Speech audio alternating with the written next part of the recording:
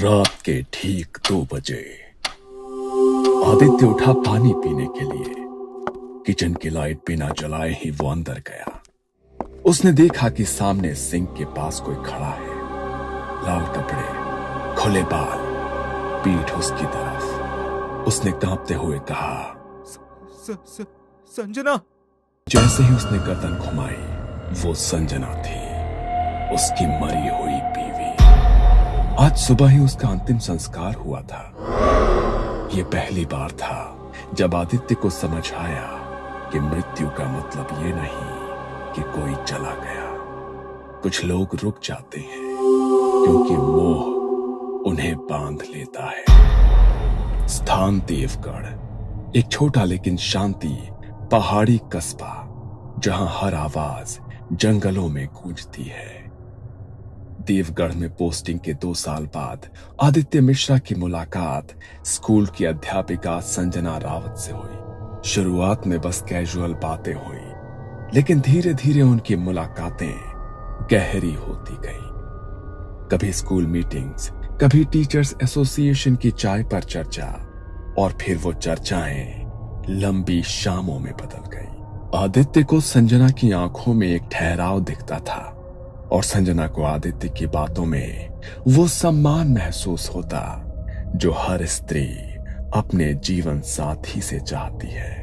कुछ महीनों बाद आदित्य ने आखिरकार हिम्मत जुटाकर संजना से कहा, अगर मैं तुम्हारे साथ उम्र बिताना चाहूं तो क्या तुम मुझे अपनाओगी? संजना हल्की मुस्कान के साथ बोली, मैं पहले से ही तुम्हें अपना मान रही हूं। लेकिन इस प्यार के रास्ते में एक सच था। श्रुति, संजना की छोटी बहन। श्रुति बहुत पढ़ी लिखी नहीं थी, लेकिन समझदार और सहज स्वभाव की लड़की थी। घर के बड़े बुजुर्गों ने पहले ही आदित्य और श्रुति के रिश्ते की बात पक्की कर दी थी।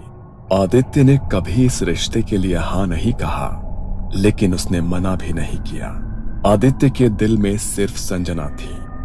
आखिरकार उसने संजना को मिलने बुलाया। संजना, एक बात कहनी है, लेकिन नहीं जानता कि कैसे कहूं। इतने महीनों में अब भी मुझसे कुछ कहने से डरते हो? आदित्य ने गहरी सांस ली, फिर उसकी आंखों में देखते हुए बोला, मैं तुम्हारा हाथ मांगने तुम्हारे घर आने वाला था, लेकिन तब तक घर वालों ने मेरा रिश्ता तुम्हारी छोटी बहन श्रुति से तय कर दिया। संजना के चेहरे पर एक पल को सख्ती आ गई। श्रुति से? हाँ, लेकिन मुझे नहीं पता था कि वो तुम्हारी बहन है। मैंने अब तक किसी को कुछ नहीं कहा है, पर अब चुप नहीं रह सकता। संजना, मैं सिर्फ तुमसे शादी करना चाहता हूं। संजना की आंखों में आंसू भर आए। वो चुप रही। तुमने श्रुति से कुछ कहा? नहीं, अभी तक नहीं। मैं चाहता हूं ये बात तुम ही उसे समझाओ। वो समझदार लड़की है, शायद समझ जाएगी। अगले कुछ दिनों तक संजना कोशिश करती रही, कभी किचन में, कभी लिविंग रूम में, लेकिन हर बार उसकी हिम्मत जवाब दे जाती। वो बस मुस्कुरा कर निकल जाती और श्रुति भी कुछ नहीं पूछती। आखिरकार एक शाम उसने हिम्मत जुटाई, बरामदे में खड़ी श्रुति के पास गई। श्रुति, एक बात कहनी है जो शायद तुम्हें तकलीफ दे। दीदी, इतनी सीरियस क्यों हो? सब ठीक तो है?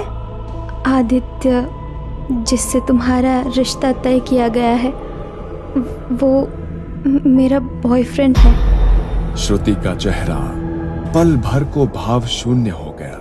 कुछ सेकंड की लंबी खामोशी के बाद श्रुति धीरे से बोली, क्या आप दोनों एक दूसरे से प्यार करते हैं? संजना की आंखों से आंसू गिरने लगे। हाँ, मैंने कभी चाहा नहीं था कि ये ऐसे हो।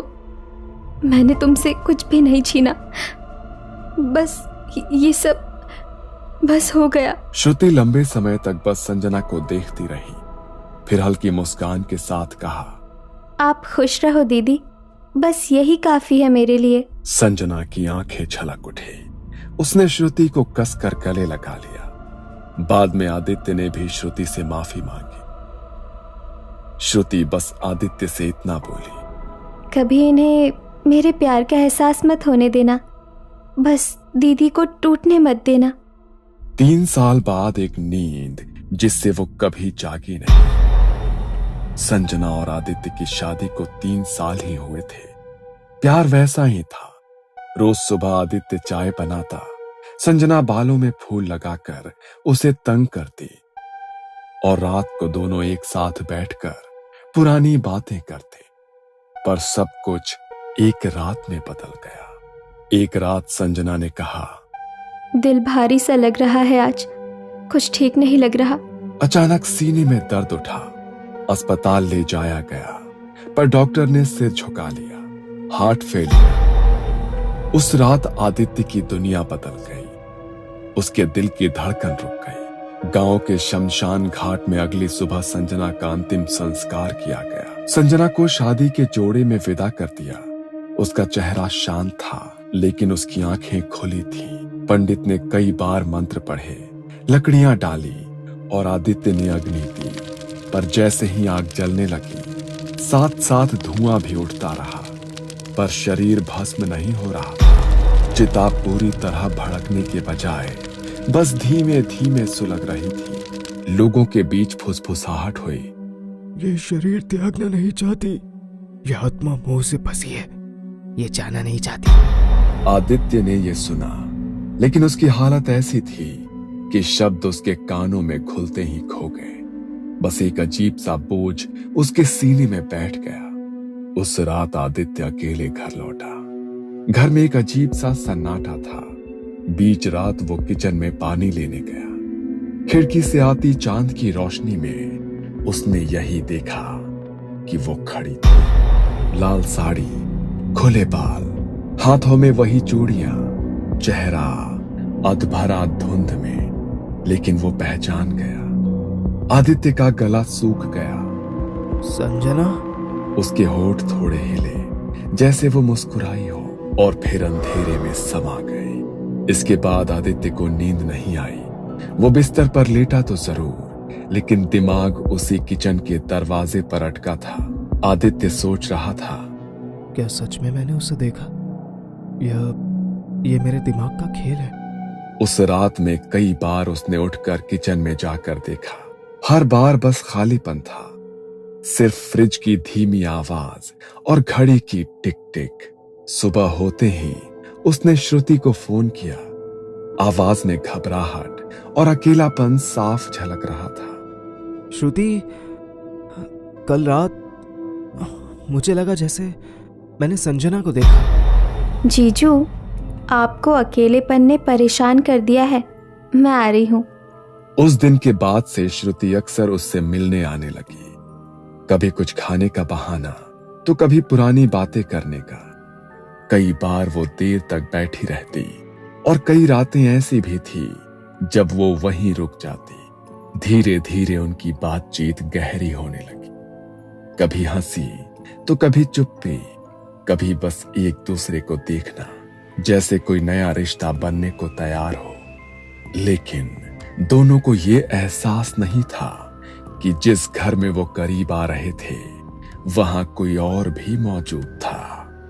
कोई जो ये सब कुछ देख रहा था। संजना के जाने के बाद आदित्य का अकेलापन अब सबके सामने साफ दिखने लगा था। श्रुति अक्सर उससे मिलने आती, उसके लिए खाना बनाती, घर साफ करती। जब कभी आदित्य कहता, आज रुक जाओ, घर लौटने में देर हो जाएगी, तो श्रुति घर वालों को फोन करके कह देती, आज मैं यहाँ रुक जाऊंगी।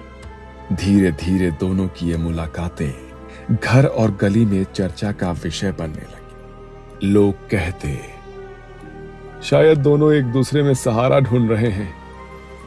ये बात दोनों परिवारों तक पहुंची। उन्होंने सोचा कि सही समय आने पर इनसे शादी की बात कर ली जाए, पर इस पूरी कहानी को कोई और भी देख रहा था, यानी संजना की आत्मा।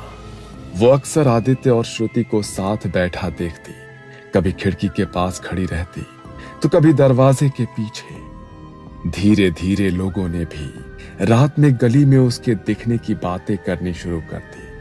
कल रात मोड़ पर किसी को लाल साड़ी में देखा और फिर पलक झपकते ही वो गायब हो गई। भाई, आदित्य के घर के बाहर एक औरत खड़ी थी, चेहरा धुंधला और बाल बिखरे थे। घर में भी अजीब घटनाएं शुरू हो गई। कभी आदित्य देर से लौटता तो देखता कि किचन का सामान इधर उधर बिखरा है। कभी शाम को लौटकर किचन में जाता तो गरम चाय तैयार मिलती। वो सोचता शायद श्रुति आई होगी और बनाकर गई होगी। लेकिन कई बार तो ऐसा तब भी हुआ जब श्रुति आई ही नहीं थी। एक शाम जब आदित्य घर लौटा तब श्रुति किचन में चाय बना रही है। उसने धीरे से पुकारा, श्रुति। वो पीछे मुड़ा और आदित्य का दिल रुक सा गया। वो चेहरा श्रुति का था, लेकिन आंखें, मुस्कान और वो हल्का झुकाव सब संजना का था। वो कुछ देर बस देखता रह गया। जब श्रुति ने उसे आवाज दी तो वो होश में आया और उसे अब श्रुति दिखी। उस रात आदित्य को एहसास हुआ कि संजना सिर्फ बाहर से ही नहीं देख रही, वो श्रुति के अंदर भी आ रही है, कभी कभी पूरी तरह। वो श्रुति के जरिए आदित्य से प्यार करने की कोशिश करती थी, पर श्रुति को इसका कोई अंदाजा नहीं आया था। दिन गुजरते रहे, लेकिन आदित्य का चैन जाता रहा। संजना अब सिर्फ गली के मोड़ पर या किचन में नहीं दिखती थी, वो हर जगह थी। कभी सुबह दफ्तर जाने से पहले वो दाढ़ी बनाते हुए आईने में देखता तो पीछे संजना खड़ी होती। आदित्य पलटता तो पीछे कोई नहीं होता। कभी टीवी देखते हुए कमरे के कोने में लाल साड़ी का किनारा हिलता दिखता। रात को सोते वक्त बिस्तर के पास किसी के बैठने का एहसास, पर आंख खोलो तो सिर्फ अंधेरा। और सबसे खौफनाक, कभी कभी आधी रात को नींद खुलती तो उसे महसूस होता कि कोई उसके सीने पर बैठा है। ठंडी सांस उसके चेहरे पर आ रही है और फिर धीरे धीरे वो वजन हल्का हो जाता। आदित्य को धीरे धीरे समझ आने लगा कि संजना अब सिर्फ बाहर नहीं है, वो श्रुति के अंदर भी आती है। कभी कभी श्रुति आदित्य से ऐसी बातें करती जो सिर्फ संजना जानती थी। एक शाम आदित्य ने बस यूं ही कहा, वो पुराना लाल दुपट्टा कहाँ है जो तुमने हमारी पहली दिवाली पर पहना था? श्रुति ने बिना सोचे जवाब दिया, अलमारी के ऊपर वाले खाने में रखा है और उसके साथ वो चांदी की पायल भी है जो तुमने पहली बार खरीदी थी। आदित्य हिल गया। ये बातें तो सिर्फ संजना को पता थी, श्रुति को कैसे पता? और फिर अगले दिन जब उसने फिर उसी बारे में पूछा तो श्रुति ने उलझे चेहरे से कहा, कौन सा दुपट्टा? मुझे याद नहीं। उसकी आंखों में उस वक्त सिर्फ मासूमियत थी। यानी कल रात जो जवाब दे रही थी वो श्रुति नहीं संजना थी? इसी बीच घर वालों ने उनकी शादी की बात पक्की कर दी। सबको लगा कि ये दोनों अब एक दूसरे के बिना रह नहीं सकते। लेकिन शादी की तारीख जैसे जैसे पास आती, अजीब रुकावटें आने लगी। एक बार कार्ड छपते छपते प्रिंटिंग मशीन में आग लग गई। दूसरी बात, पंडित जी अचानक बीमार पड़ गए और मुहूर्त बदलना पड़ा। आखिरकार तमाम बाधाओं के बाद उनकी शादी हो गई। पर शादी के दिन भी जब आदित्य ने फेरे के वक्त श्रुति का हाथ पकड़ा तो उसकी हथेली बर्फ जैसी ठंडी थी। श्रुति ने धीरे से उसकी ओर देखा और होठों पर वही मुस्कान थी, वो मुस्कान जो सिर्फ संजना की थी। शादी के बाद शुरुआती दिनों में सब कुछ ठीक लग रहा था। श्रुति घर के काम संभालने लगी। आदित्य से उतनी ही नरमी और अपनेपन से बात करती जैसे कोई नई दुल्हन करती है। लेकिन आदित्य ने महसूस किया कि उसका सजना संवरना बिल्कुल वैसा ही है जैसा संजना करती थी। वो वही लाल बिंदी लगाती, वही इत्र लगाती जिसकी खुशबू आदित्य पहचानता था, वही साड़ी जो संजना की पसंदीदा थी। पहले आदित्य ने सोचा कि यह महज एक संयोग है, लेकिन जब उसने देखा कि श्रुति किचन में वैसे ही चाय बना रही है, उसी तरीके से जैसे संजना बनाया करती थी, पतीले में पानी डालने से पहले पत्तियां हल्की सी भुनना, तो उसके रोंगटे खड़े हो गए। धीरे धीरे यह एहसास बढ़ने लगा श्रुति की चाल, उसके हाव भाव, उसकी हंसी, सब कुछ संजना की तरह हो चुका था। ऐसा लग रहा था जैसे आदित्य ने दूसरी बार संजना से शादी कर ली हो। लेकिन डर वहीं से शुरू हुआ। रात को जब आदित्य और श्रुति सो जाते तो कई बार आदित्य की नींद एक एहसास से खुलती कि बिस्तर के पास कोई खड़ा है। लाइट जलाने पर बिस्तर खाली होता, लेकिन खिड़की आधी खुली होती और बाहर गली से किसी औरत के पायल की छन छन की आवाज आती। श्रुति अक्सर बिना वजह के घंटों आईने के सामने बैठी रहती। अपनी साड़ी का पल्लू वो बार बार ठीक करती। एक दिन उसी आईने में आदित्य को देखते हुए उसने कहा, अब कोई मुझे तुमसे अलग नहीं कर सकता। आदित्य की नजरें उसके हर हाव भाव पर थी। आज उसने ठान लिया था कि वो सच सामने ले आएगा। संजना। श्रुति के हाथ रुक गए। कुछ पल उसने कुछ नहीं कहा। फिर बहुत धीरे से उसने सिर घुमाया। उसके चेहरे पर हल्की सी मुस्कान थी, वही मुस्कान जो आदित्य सालों पहले देख चुका था। संजना, ये तुम हो ना? श्रुति धीरे धीरे आईने के सामने खड़ी हुई और बिना पलक झपकाए आदित्य की तरफ देखा। मैं कहीं नहीं गई थी आदित्य। तुमने मुझे जलाया जरूर, लेकिन मेरा प्यार मरा नहीं। श्रुति का शरीर क्यों? ये उसका जीवन है, तुम्हारा नहीं। तुमने मुझे चाहा था, मेरी जगह कोई और कैसे ले सकती है? अब ये शरीर मेरा है और तुम भी। तुम पागल हो गई हो। पागल नहीं, तुमसे अलग होने के दर्द ने मुझे जिंदा रखा है आदित्य। लेकिन अब अगर तुम चाहते हो कि मैं श्रुति को ऐसे ही छोड़ दूं, तो तुम्हें मुझे कीमत देनी होगी। कीमत? कैसी कीमत? उसने अजीब और खतरनाक मांगे करना शुरू कर दिया। तुम्हें पवित्र तेल से दिया जलाना होगा और 7 रातों तक उसे कोई ना देखे, बस जलता रहे। उस मंदिर की मूर्ति लाकर दो जहां हमारी पहली मुलाकात हुई थी।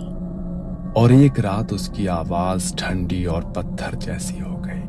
एक बलि चाहिए, बकरा नहीं या मुर्गा नहीं, इंसान की। आदित्य डर के मारे कुछ कह नहीं पाता।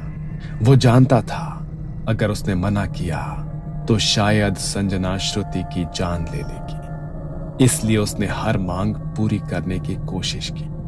तेल का बर्तन, मंदिर की मूर्ति, लेकिन हर बार एक मांग पूरी होते ही दूसरी और भी भयानक मांग सामने आ जाती। आदित्य को अब समझ आ गया था कि यह मोहब्बत नहीं, पागलपन था। और अगर उसने कुछ नहीं किया तो वो श्रुति को हमेशा के लिए खो देगा। आदित्य अब टूट चुका था। संजना की आत्मा की अजीब और खतरनाक मांगे, श्रुति का बदलता स्वभाव और अब श्रुति का गर्भवती होना, सब मिलकर उसे अंदर से तोड़ रहे थे। हर रात उसे डर सताता था कि अगर यह आत्मा बच्चे पर भी हक जताने लगी तो क्या होगा। आखिरकार एक रात उसने तय किया कि वो अब चुप नहीं बैठेगी। गांव के बाहर पहाड़ी रास्तों के बीच एक पुराना आश्रम था जहां बाबा सुदर्शन नाथ रहते थे। कहते हैं कि बाबा ने कई खतरनाक आत्माओं को मुक्त किया है, लेकिन उनकी विधि आसान नहीं थी और हमेशा खतरे से भरी होती थी। आदित्य ने जैसे ही बाबा को अपनी पूरी कहानी सुनाई, बाबा की आंखें सिकुड़ गई। बेटा, मोह में फंसी आत्मा सबसे खतरनाक होती है। प्यार और पागल में फर्क मिट जाता है और वो किसी भी हद तक जा सकती है। अगर ये आत्मा वाकई तेरी पत्नी है तो समझ ले, इसे बाहर निकालना उतना ही मुश्किल होगा जितना किसी इंसान को उसकी सांस से अलग करना। पर बाबा, मेरी बीवी, मेरा बच्चा, वो खतरे में है। ये काम आसान नहीं है, इसमें जान भी जा सकती है। अगर तेरी किस्मत ने साथ छोड़ दिया तो ये आत्मा तुझ पर या तेरे बच्चे पर भी सवार हो सकती है। कुछ पल की खामोशी के बाद आदित्य ने सिर झुकाकर कहा, मैं तैयार हूं बाबा, बस श्रुति को बचा लीजिए। बाबा ने एक मोटी पीली कागज पर सामग्री की सूची लिखी। शमशान की राख जो अमावस्या की रात ली गई हो, पीपल के पेड़ की सूखी टहनी, काले तिल और सरसों का तेल का दीपक, लाल धागा जो किसी विधवा के हाथ से बंधा हो, और सबसे आखिरी एक मुट्ठी भर मिट्टी उस जगह की जहां संजना का अंतिम संस्कार हुआ था। इन सब के बिना विधि अधूरी रहेगी और आत्मा और भी भयंकर बन जाएगी। 2 दिन तक आदित्य ने हर चीज जुटाई। कई बार ऐसा लगा कि कोई अदृश्य ताकत उसके पीछे है।